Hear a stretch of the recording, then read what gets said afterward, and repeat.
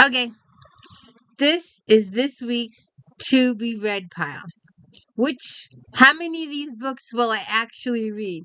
Which one of these books will I really read? We don't know yet.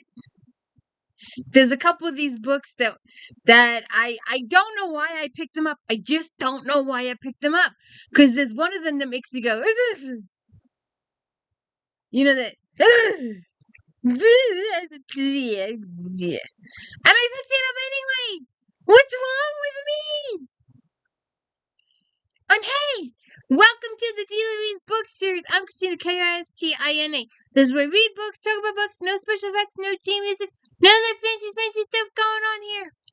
And here we got well, I had my glasses. They're in my lap. Alright, so here we are on a weeknight. We're tempting, we have finished, The Devil in the Details, and we need our next read. Which one of these books will be my next read? And which one of these books should I read after that? Alright. I think I'm in love with an alien. Alien Tamar Seeker is paying the price for risking an illicit holiday on an interdicted planet. His ride off world never showed, and he's been stranded on Earth for nearly a year. His gear is breaking down, food is becoming a problem, and if his camouflage unit fritzes, he'll wind up in a government lab.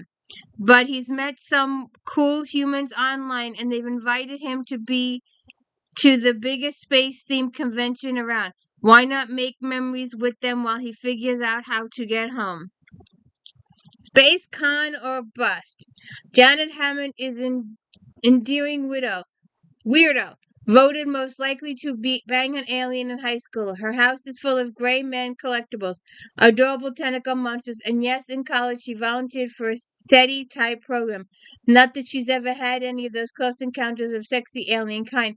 Heck, she's never even been able to convince anyone to attend Space Con. But all that's about to change. I'm not sure. Society of Lies. Maya has returned to Princeton for her college reunion. It's been a decade since she graduated, and she's looking forward to seeing old faces and reminiscing about her time there. This visit is special because Maya will also be attending the graduation of her little sister Naomi. But what should have been a dream weekend becomes Maya's worst nightmare when she receives the news that Naomi is dead. The police are calling it an accident, but Maya suspects that there is more to the story. As Maya pieces together what happened in the months leading up to her sister's death, she begins to realize how much Naomi hid from her. Despite Maya's warning, Naomi had joined Sterling Club, the most exclusive social club on campus, the same one Maya belonged to, and Naomi was also tapped for the secret society within. The more Maya uncovers, the more terrified she becomes of Naomi's decision to follow in her footsteps. Oops.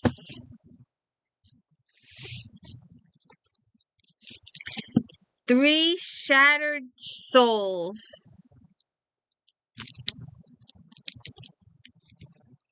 Interesting cover.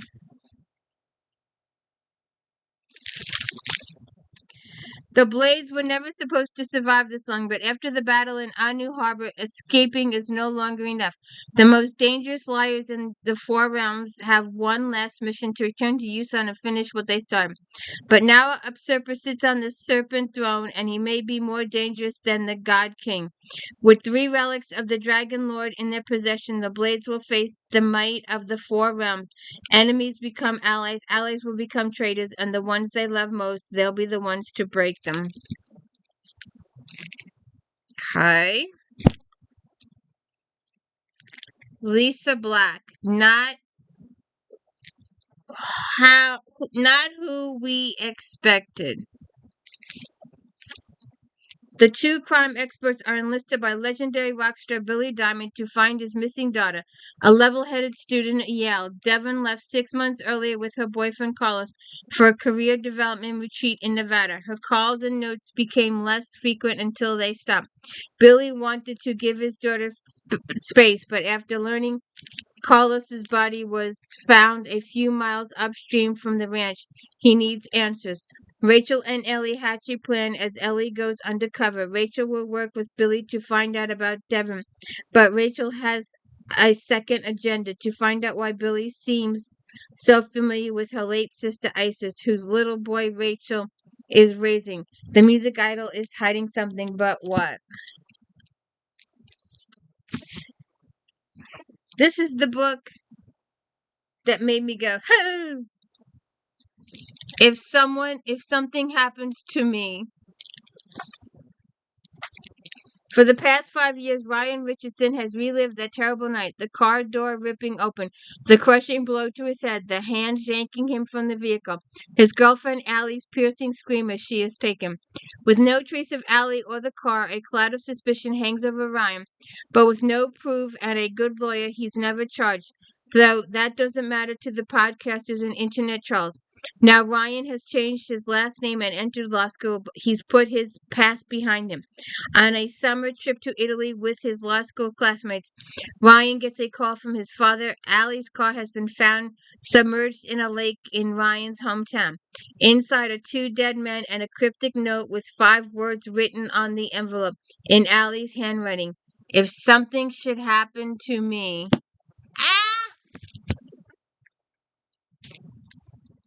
The Tomb of Dragons. While this title may be gone, his ever-present duties are not. SAPHIR contends with a municipal cemetery with 50 years of secrets, the damage of Revhart he's terrified to remember, and a group of miners who are more than willing to trade Seller's life for a chance at what they feel they're owed. Seller does not have to face these impossible tests alone. Joining him are his mentee Valhar, still finding her footing within the investigative nature of their job, Ina, his beloved opera director friend and avid supporter, and Enora, his stalwart friend and fellow prelate of Euless, and the religious guard Captain Hanu. Amidst the backdrop of murder and brewing political uprising, Sella must seek justice for those who cannot find him themselves. Are you having a good time? What? I pay attention to her and she's... The House of SAPHIR, Marissa Meyer. Mally Fontaine is a fraud. Though she comes from a long line of witches, the only magic she possesses is the ability to see ghosts, which is rarely as useful as one would think. She and her sister have maintained the family business, eking out a paltry living by selling bogus spells and conducting tours of the infamous mansion where the first of the SAPHIR murders took place. Mallory is a self-proclaimed expert on Count Bassir, otherwise known as Monsieur Le Bleu, who brutally killed 3 of his wives more than a century ago, but she never expected to meet Bastion's great-great-grandson and heir to SAPHIR estate. Armand is handsome, wealthy, and gullible, the perfect mark. When he offers Mallory a large sum of money to rid his ancestral home of Le Blue's ghost, she can't resist. A paid vacation at Armand's country manor, it's practically a dream come true, never mind the ghosts of murdered wives and the monsters that are common as a household pest. But when murder again comes to the House Sapphire, Mallory finds herself at the center of the investigation, and she is almost certain the killer is mortal. If she has any hope of cashing in on the payment she was promised, she'll have to solve the murder and banish the ghost while upholding the illusion of witchcraft. So, one more. Alright, the final 2 books in the to-be-read pile. I don't know. These two, out of all the books, these have the best percentage of actually being read. Murder at the High School Reunion, Lee Hollis. After all these years, Maya and Sandra have mixed feelings about seeing their high school classmates. But in one sense, the evening promises to be something of a red carpet event. A shy wallflower in school, Alyssa Turner has blossomed into an Oscar-nominated actress, and she's coming to the reunion. To their surprise, before the event, Alyssa contacts Maya and Sandra. She's going to be playing a private eye and would like to hear about their experiences. When they meet, she confides that she was bullied in school by cheerleader Tawana Bryce and her Mean Girls clique, while also having a huge crush on Tawny's boyfriend, the star quarterback. When Tawny's body is discovered the night of the reunion behind the bleachers, the spotlight is on Alyssa. She turns to Maya and Sandra to find the real killer, but is she as innocent as she seems? Or is she acting? And our final book, which has a really good chance of being read, Mary Balo, Remember That Day. I like my Wrens, and we've got the other ones. Oh, this is Ravenwoods. It's not well, it is the Remember series. Winifred Cunningham, the adopted daughter of a portrait painter, hopes that her new close friend Owen Ware will soon ask for her hand in marriage. But when Owen introduces Winifred to his elder brother Nicholas, the late Earl of Stratton's second son, the slow burn between them begins. Nicholas is a cavalry colonel, a hardened soldier with whom Winifred at first despises. She finds him intimidating and cruel-looking, while he finds her strange and startling forthright. During a summer at Ravenswood, however, Nicholas and Winifred are unwittingly thrown together on several occasions until they realize the passion that just drives their disagreements is not due to dislike, it's because of their attraction. Winifred awaits Owen's proposal, and Nicholas has made his intention to marry his commanding officer's daughter quite clear. Yeah. Stop with the BS. They're gonna get around to it. It's gonna be one of those. Yeah. Oh no, there's your roadblock. I'm promised to somebody else, and then they clear it, and then they go to the end. It's gonna be one of those type situations. Maybe I won't read this after. I'll have to think about it. You know, me and romances. Although I do have a Wall of Regencies back there, so we'll see. So that is this week's to be read pile. Which one of these books will I read? Put your suggestion in the comments below. Which one of these books do you think I will read? You'll have to wait and find out.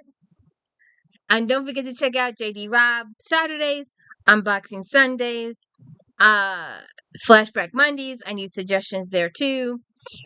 If Then Fridays, and Star Trek Next Generation recap and or Star Trek Voyager recaps. And of course, my daily book reviews. Have a good one.